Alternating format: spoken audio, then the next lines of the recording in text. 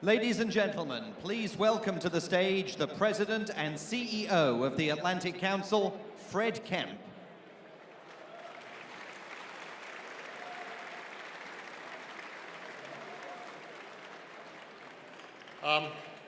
I've always thought this room, it reminds me of one of those old insurance commercials, but don't think too much about that, looking up at the whale hanging over your head. I want to introduce to you the chairman of the Atlantic Council, Governor Huntsman, to get us started tonight. Governor Huntsman embodies so much of what the Atlantic Council stands for. Governor Huntsman, Mr. Chairman, John, you are a man of unassailable integrity. You're a problem solver.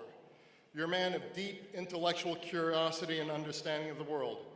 You operate across political lines driven by the underlying interests of the United States and our allies. Come to think of it, ladies and gentlemen, we do have 52 or so days left before the election. Please give it up for Governor John Huntsman, the chairman of the Atlantic Council.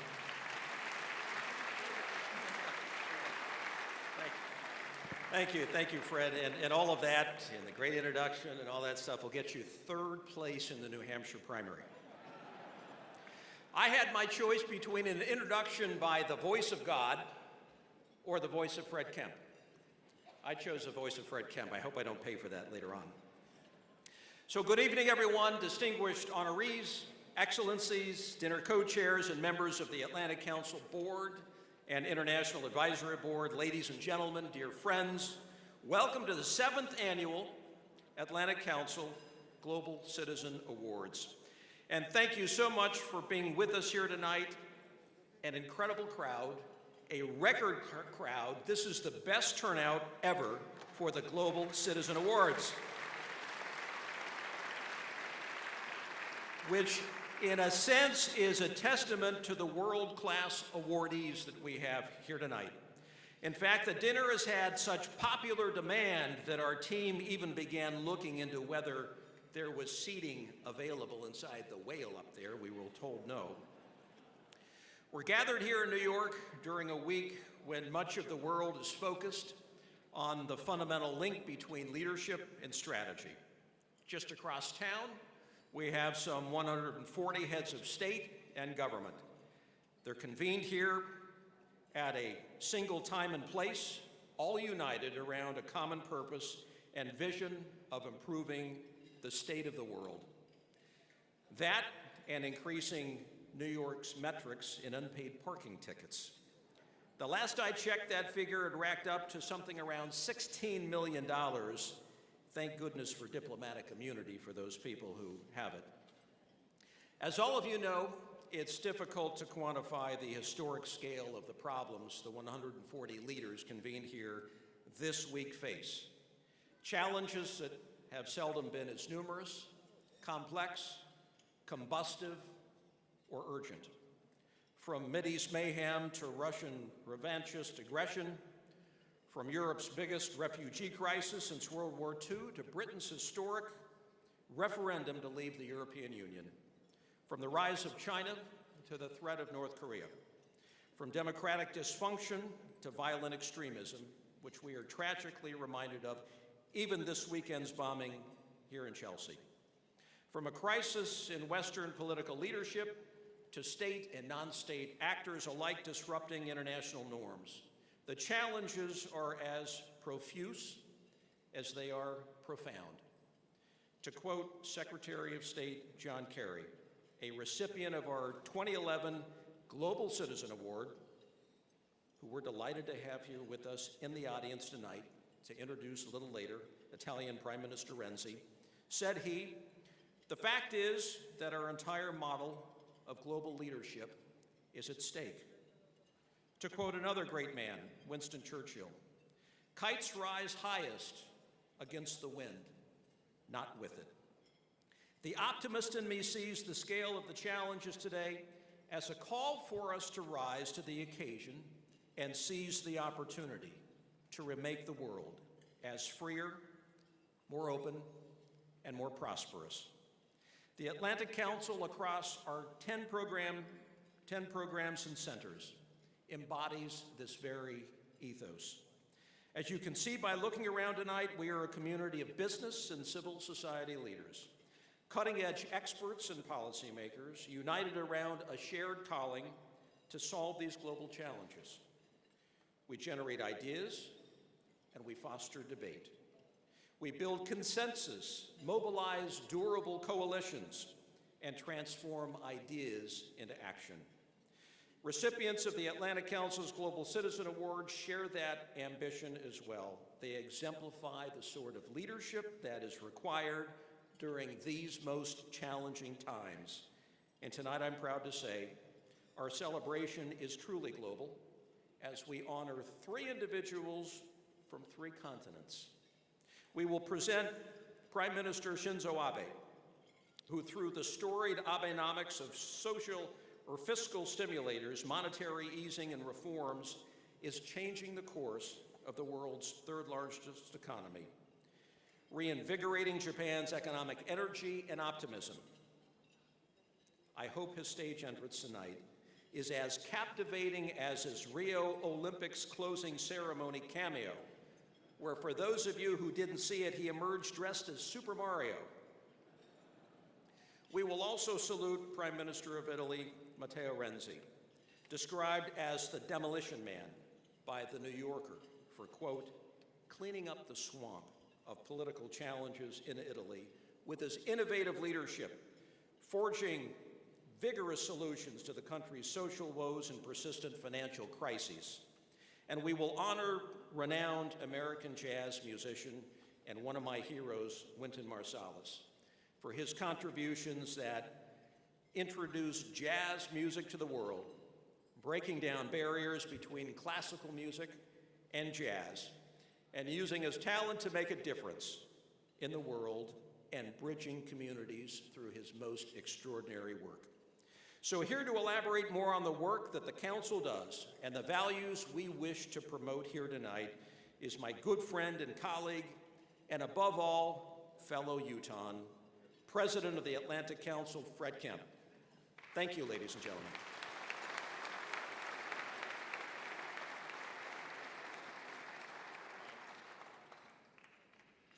Thank you, Governor Huntsman, and thanks as well to Mary Kay and your amazing family. It's such a pleasure working with you. Excellencies, and let me tell you, there are a lot of excellencies out there.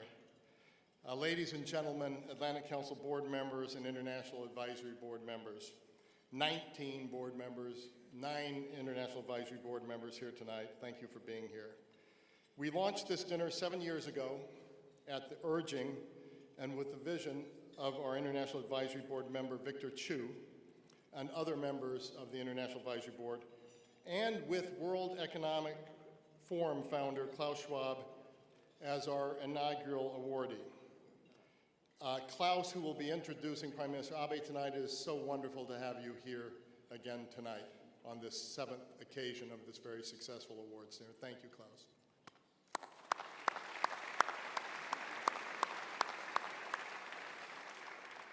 And Victor, a man who so often turns vision into reality. Just look at this room and look at the awardees. Victor, thank you so much to you as well. We really appreciate it.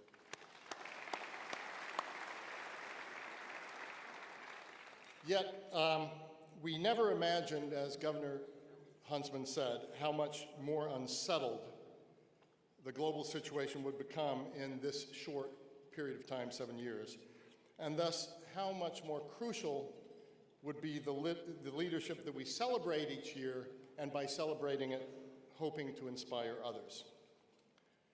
The Atlantic Council this week, later this week, will publish Global Risks 2035, a much-awaited and highly unsettling analysis of the strategic foresight for the road ahead, written by the Director of Strategic Foresight, former National Intelligence Council senior official, Matt Burrows.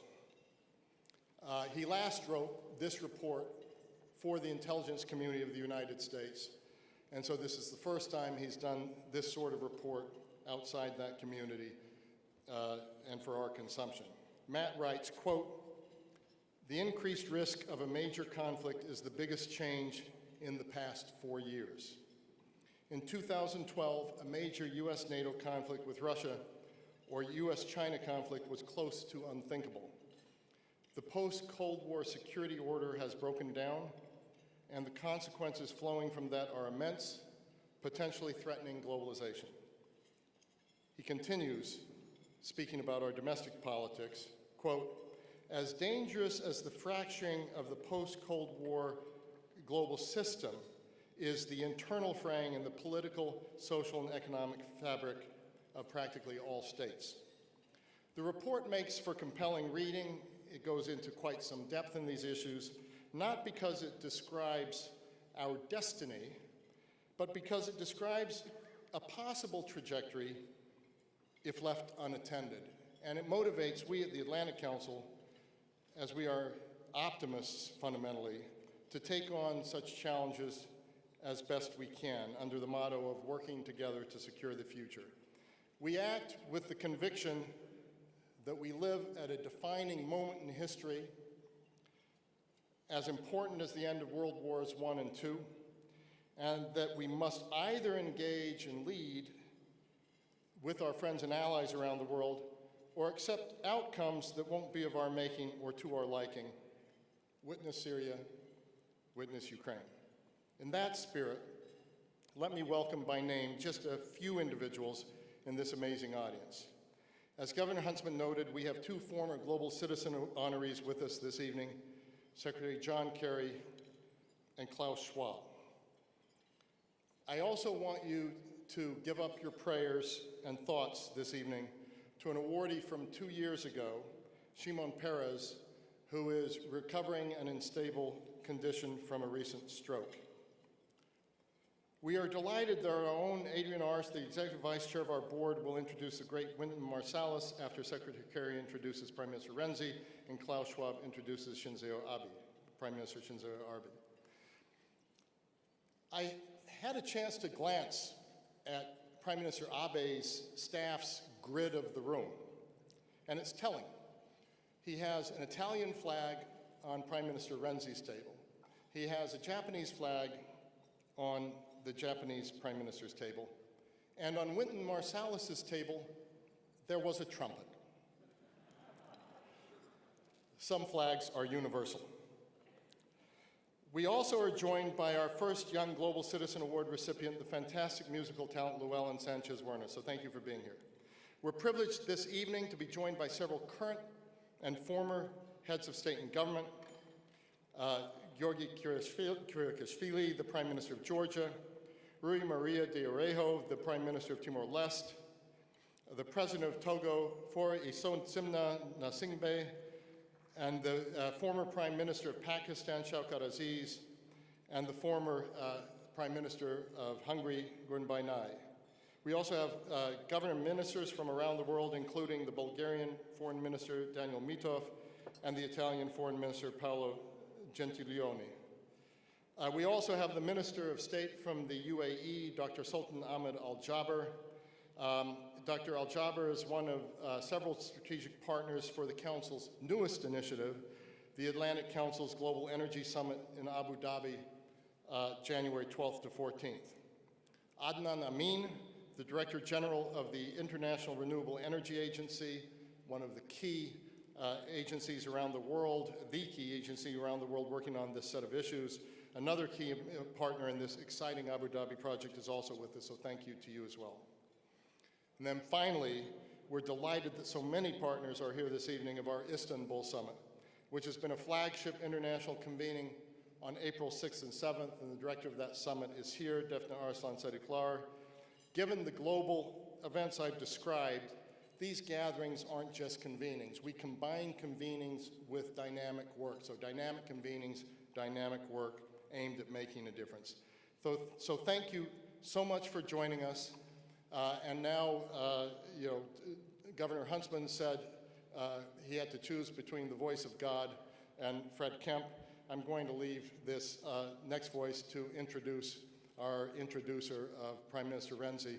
But let me say in advance, we are delighted that the Secretary of State, with all the pressures on his schedule, has taken the time to be with us this evening. Thank you so much to all of you for being here.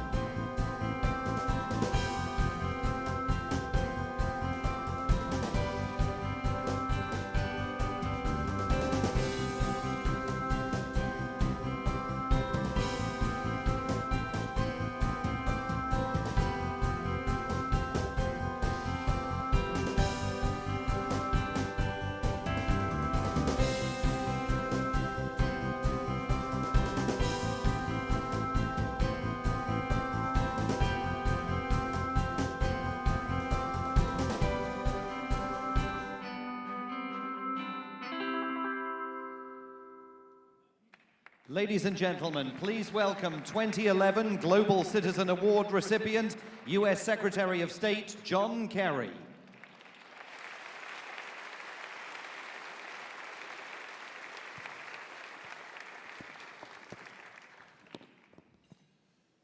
Buonasera tutti. Good evening, everybody. I want to thank the voice of God for my introduction and share with you, all of you, how special it is to be here tonight at this really extraordinary gathering. Distinguished prime ministers, my colleague foreign ministers, distinguished ministers, and distinguished guests all. We thank you for coming out. This is an extraordinary, impressive gathering. A lot of folks from many, many different walks of life, all with great talent, all coming to celebrate a very extraordinary group of awardees this evening. I think it's fair to say that no matter where we come from or what our particular callings might be, we all call ourselves Atlanticists. And I am here to honor the contributions with all of you of a dynamic and increasingly important European leader, Prime Minister Matteo Renzi. It's worth,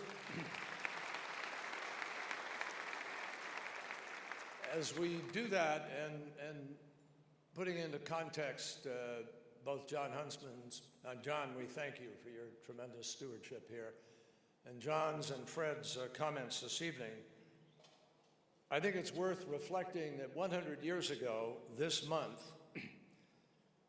a generation was being sacrificed on the battlefields of the Somme and Verdun. And 75 years ago, Hitler's army began its savage march to the east, and tens of thousands of Jews were massacred in Odessa. And 50 years ago, a wall of brick and mortar and barbed wire divided Europe as those on one side and those who were just half free. So make no mistake, there is a reason why our predecessors built the EU and forged NATO. And there is a reason why being an Atlanticist is important. There is a reason why visionary leaders from Churchill to Roosevelt to Adenauer to Gasperi sought to build a transatlantic community that would serve as an enduring platform for international stability, prosperity, and peace. And we, all of us here today, and particularly the honorees, are the guardians of that vision.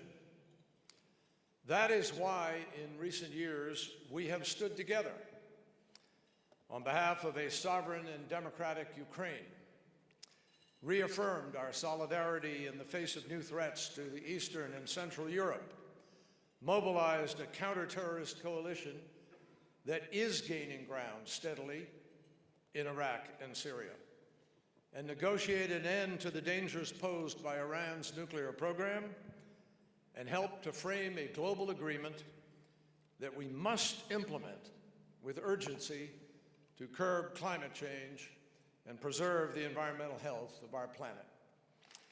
Matteo Renzi comes to office with a tremendous respect and understanding of all of these challenges. And he also knows that dealing with them will be the work of many hands. And so it is that he reaches out and he works to grab those hands and work with them.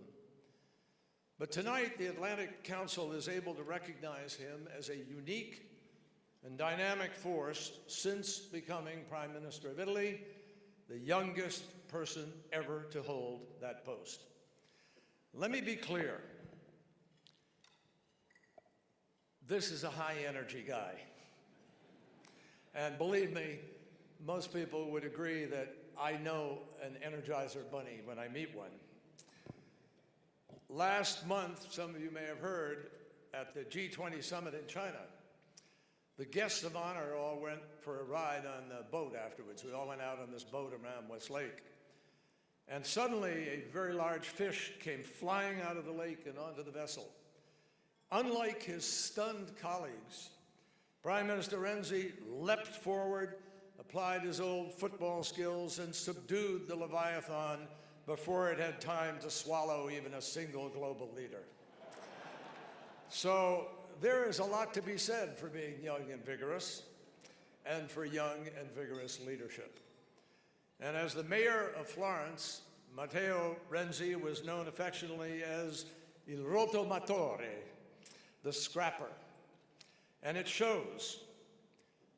A reformer at home, I might add a daring reformer at home. The Prime Minister has also become an eloquent voice on behalf of shared security and prosperity within Europe and across the Atlantic. Under his leadership, Italy has been at the forefront of defending against violent extremism, training and advising our partners in Iraq, implementing NATO's Resolute Support Mission in Afghanistan. Italy's forward-looking diplomacy under Matteo has also helped to generate fresh hope in Libya, where I've been privileged to work closely with my counterpart, Paolo Gentiloni, and where the Daesh terrorists have been driven back, and the new government is becoming more credible by the day. Just as dramatically, my friends, Italy has shown the way in dealing effectively and humanely with the refugee crisis. And we should remember that the movement of refugees and migrants is not just a narrative of desperation, not just people who have been forced to flee homes. It can also be the story, in many cases, of criminals, human traffickers, cramming people onto overloaded boats, taking their money, and then not caring whether they live or die.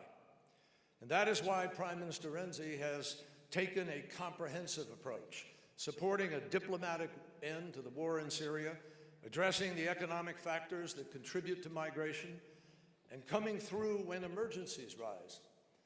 Italy has helped more than 450,000 endangered migrants to reach shore safely in the past 3 years. Between the United States and Italy, we all know there have always been an amazing set of ties, and there always will be. Deep and abiding ties of family and friendship and history and culture. And it is cemented by shared values, invigorated by people-to-people contacts, and yes, enlivened by delicious food and sometimes even a glass of wine.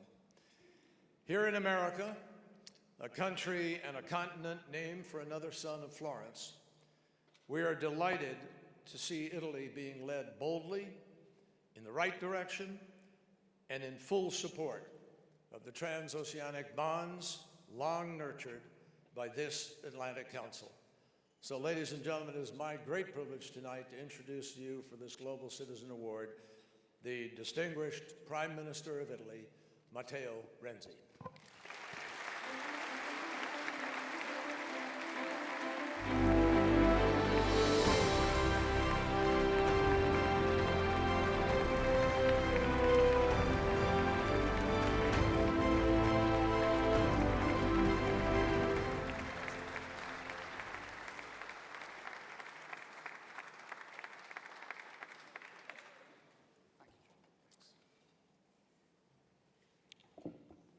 Mr. Secretary of State, distinguished guest, Governor Huntsman, President, it's an incredible emotion because I believe Atlantic Council is one of the most important and prestigious institutions. I believed until today because the decision to give this very important award to me, it's a signal of decline, but I think the future could change. Jokes apart, I really excited for this opportunity, and John, thank you so much for your time, for your words, for your great friendship, and obviously for Italy, United States of America are not simply the best ally, but it's the best friend, it's the model, and our friendship is particularly important in this moment, but the decision to be with us tonight, it's an incredible gift for me and for all the Italian delegation. Global citizen. This is a time in which globalization means a lot of things. I believe incredible importance, the globalization for the alliance in the difficult theaters of war, in the difficult times. Globalization is a word we use every moment, every day, but globalization is also a message of fear in this moment for the new generation. And it's very strange because my father and my grandfather think the future, thinking about the future has a great moment, has a great possibility. In Europe, in this moment, the future is a message of fear, of preoccupation, of worry. So we have to change the perception of future. And globalization is the key to give a message of hope against the hate, a message of confidence against the preoccupation.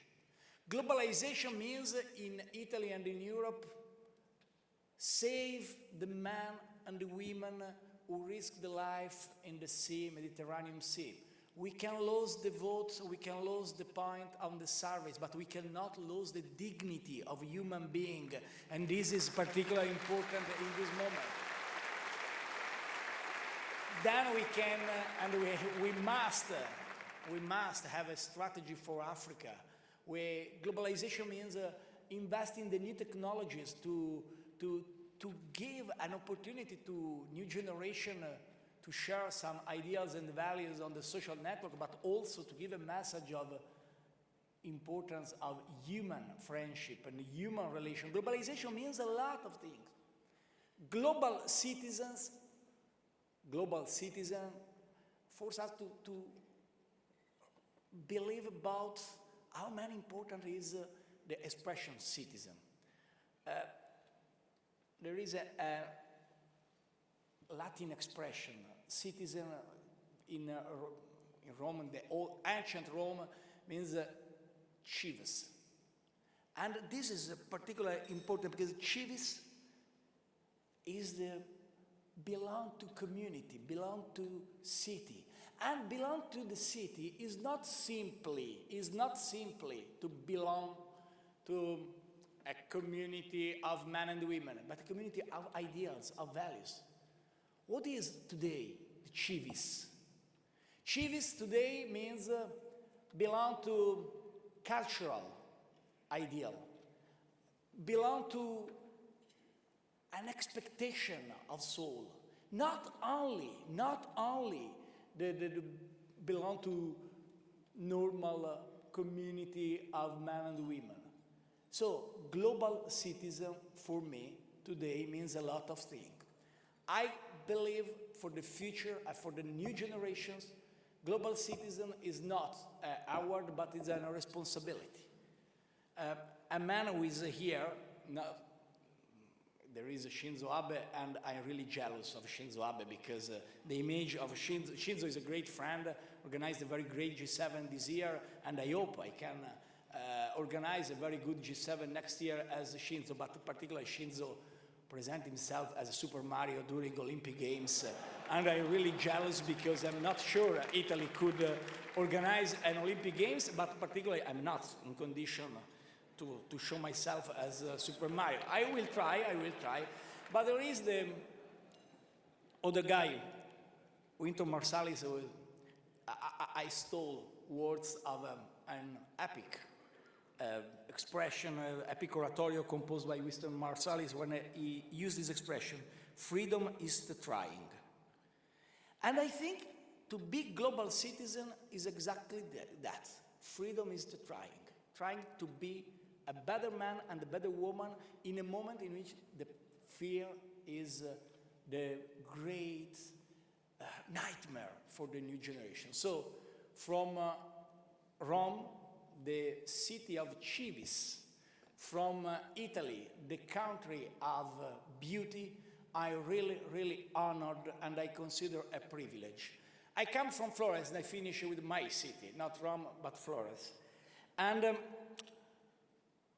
Florentine people received as other Italian people a lot of things to United States of America. The freedom, first of all.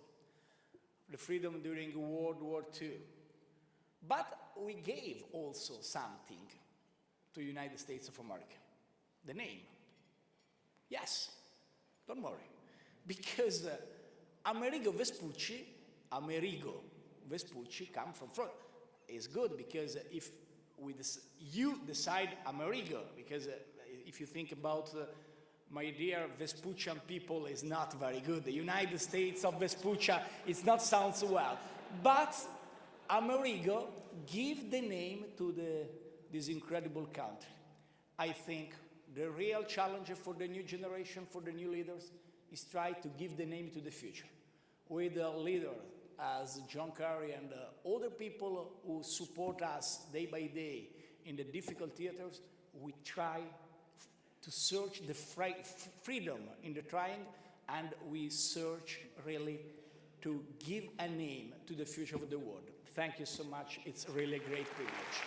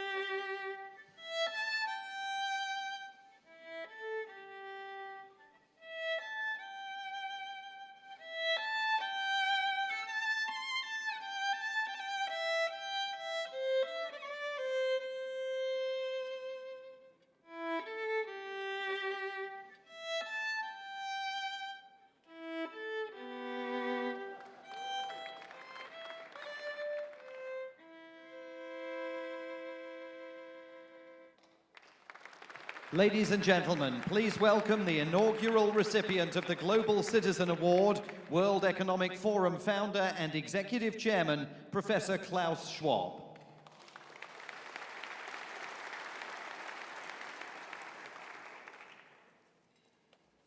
First, let me tell you how honored I am to be back on this stage, and particularly how honored I am to introduce such a distinguished global personality to be the recipient of the Atlantic Council Global Citizen Award this year. Prime Minister Shinzo Abe has shown extraordinary achievements since he reassumed the Prime Ministership.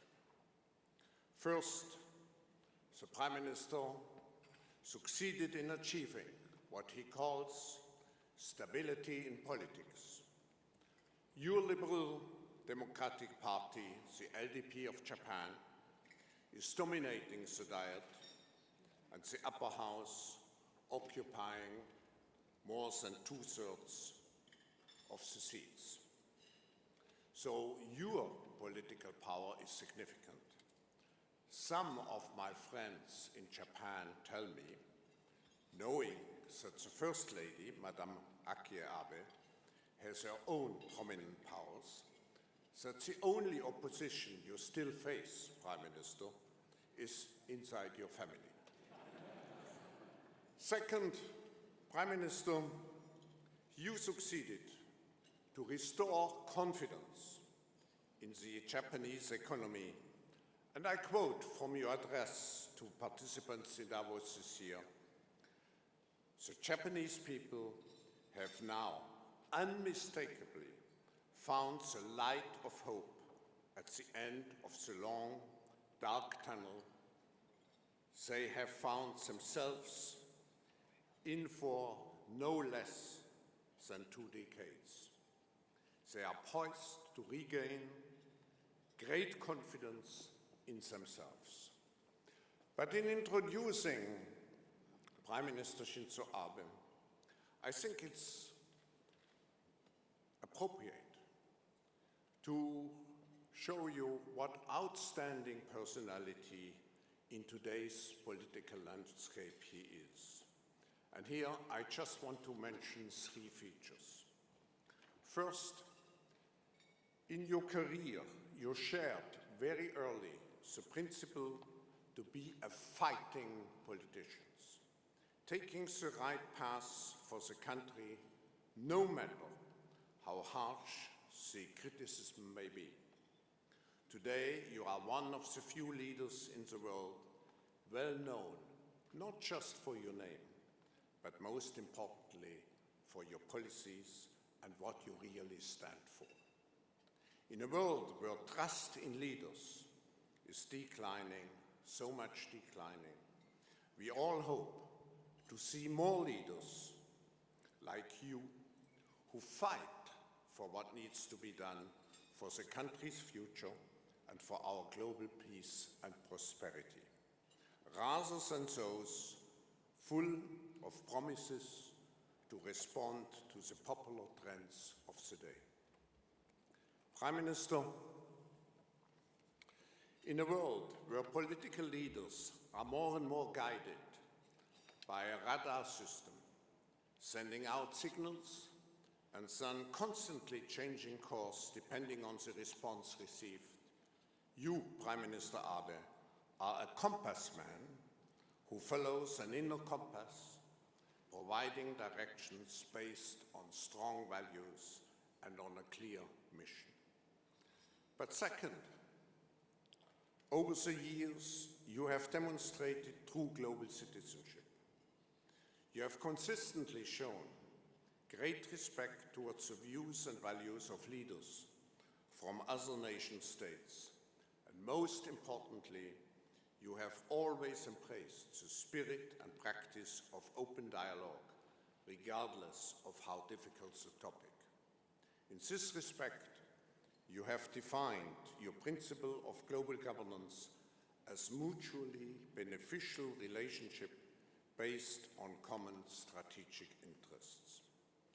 This approach of finding solutions to our global problems is the only way to maintain peace and stability in a world which has become multipolar, characterized by the need to respect different cultures, values, and political concepts.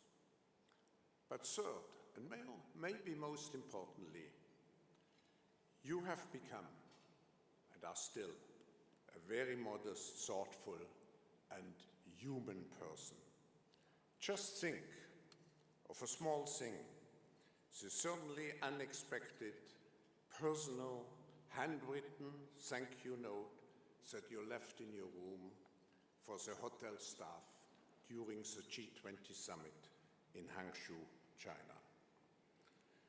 We all know and we have heard You will host the Summer Olympic and Paralympic Games in Tokyo in 2020, and as it has mentioned before, you dressed up as Super Mario, who, as you all know, is an unstoppable force, and famously someone who can turn his hand to addressing great challenges. So we all hope in this room, Prime Minister Abe, that you will continue to address the great challenges of our times. And I warmly, on behalf of everybody, present to you the Atlantic Council Global Citizen Award. So well deserved. Thank you.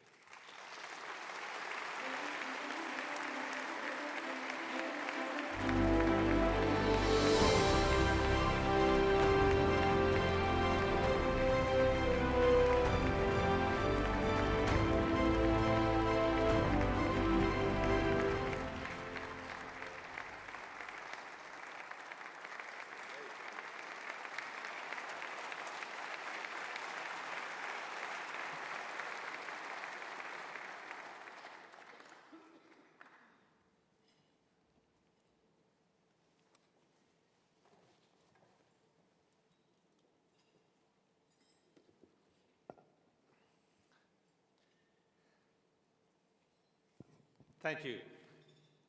Thank you so much. I am humbled to receive your Global Citizen Award. Am I a global citizen? I don't know.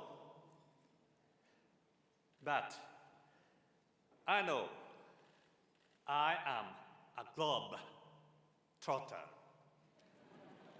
Since January 2013, I have flown a distance longer than a round trip between the Earth and the Moon, and met dozens of leaders. And yes, I did go to Rio de Janeiro last month to cosplay Mario.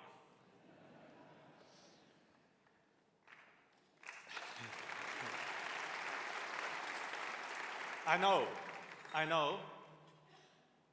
that I must be humbled because it is the Japanese people who deserve this award.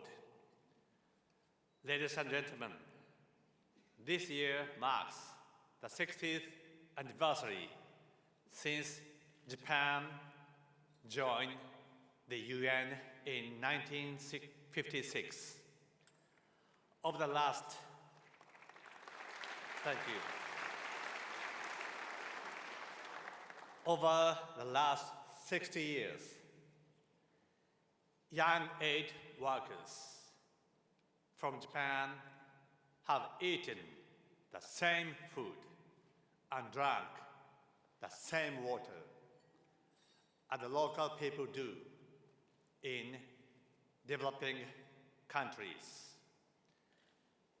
Still others have dedicated their lives in eradicating leprosy, polio, and so forth.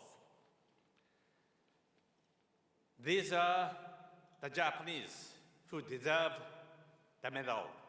And so, ladies and gentlemen, I receive your award on their behalf. Thank you.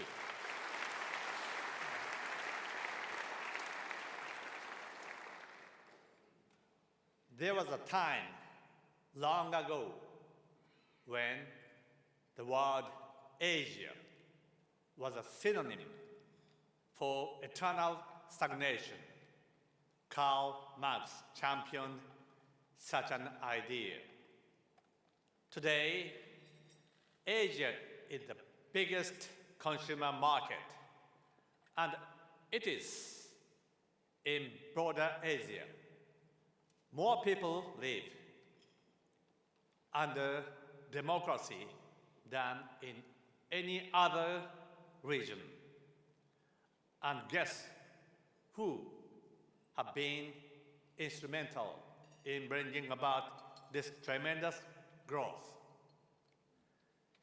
Yes, certainly the Asian people themselves, but also it is the US, which has provided both its first market and its steady security assurance to Asia.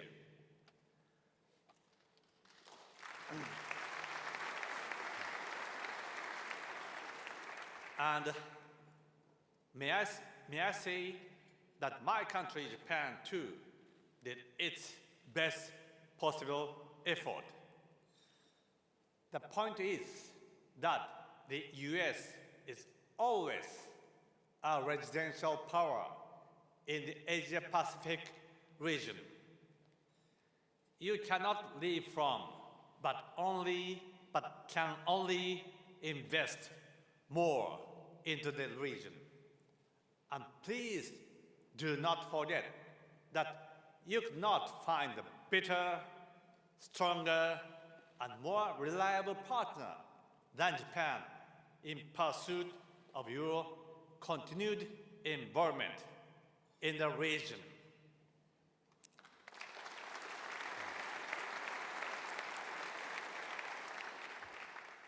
That leads me to conclude by paying tribute to the launch of the Asia-Pacific Center under the roof of the Atlantic Council. Japanese willing to cooperate with the Council for its successful and bright future. Time is ripe for you to make your own pivot to the Asia-Pacific. I hope that the award you gave me is emblematic for the great journey you have just embarked upon. Thank you so much.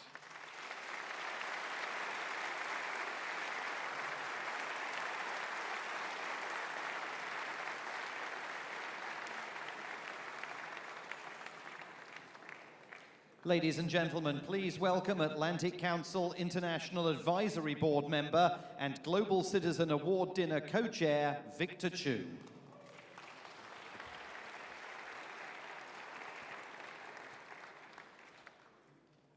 Governor Huntsman, Fred, Excellencies, distinguished guests, ladies and gentlemen. Here we are for the 7th time. We're here in a gala dinner which has grown to capacity in this wonderful museum. Many of you are here for the 7th time, and I want to express on behalf of all my colleagues at the Atlantic Council our sincere appreciation for your support. Some of you are here for the first time, and let me use a few seconds to explain that the concept of the Global Citizen Award is inspired by Professor Klaus Schwab's concept of multi-stakeholder communities. We are very grateful to Klaus for supporting us every year, and we're particularly pleased this year that Mrs. Schwab, Hildy, is with us here again.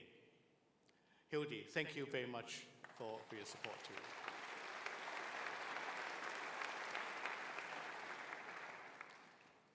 This year again, we have 3 honorees who can match the highest standard of global citizenship. Not only do they express their expertise and their talents in their domestic and regional affairs, but they manifest their leadership in the world stage to help others, to promote harmony, and eventually, I hope, promote world peace. Ladies and gentlemen, when I was before you last year, I mentioned that the most pressing problem we have is a problem of global poverty. At that time, nearly 60 million refugees were displaced. Today, that figure has increased to more than 65 million people. Whether we are in the Atlantic region or in the Pacific region, I think those of us who are blessed with good fortune must do more to help. International organizations such as the ICRC and the UNHCR were organized to provide emergency temporary support for refugee problems. The scale and the rapid increase of the refugee numbers means that these organizations are totally stretched. May I appeal to you to give them more support. Ladies and gentlemen, I also want to take this opportunity to thank the first main premier sponsor of this event, and I want to particularly invite Mehmet Ghani to be recognized as our first premier partner. Mohammed, can you stand up to be recognized?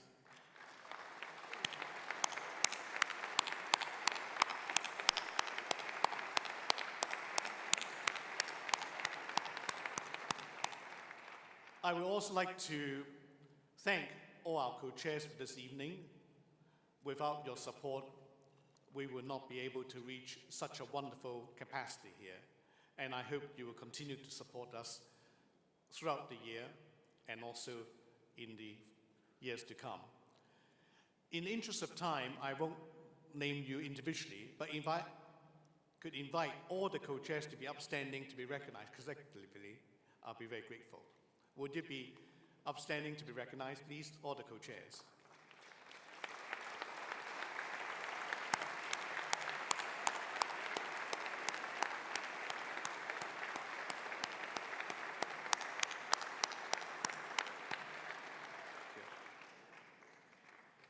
Finally, ladies and gentlemen, as in previous years, when the dinners conclude, there will be a gift awaiting for you at the exit.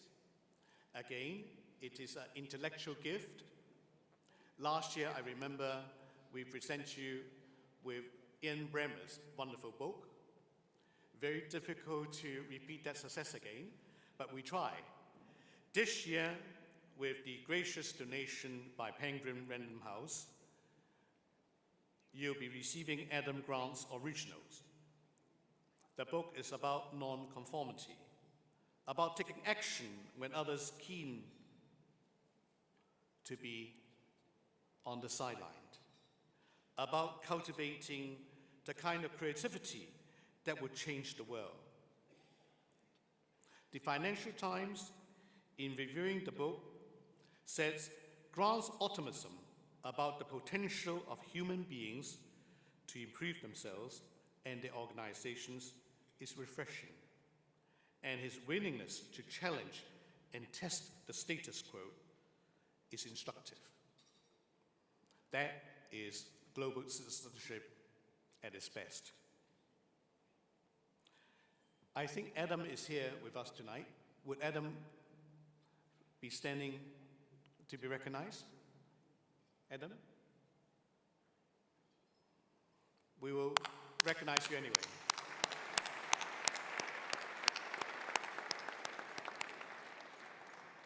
Now, please enjoy your main course. Thank you very much.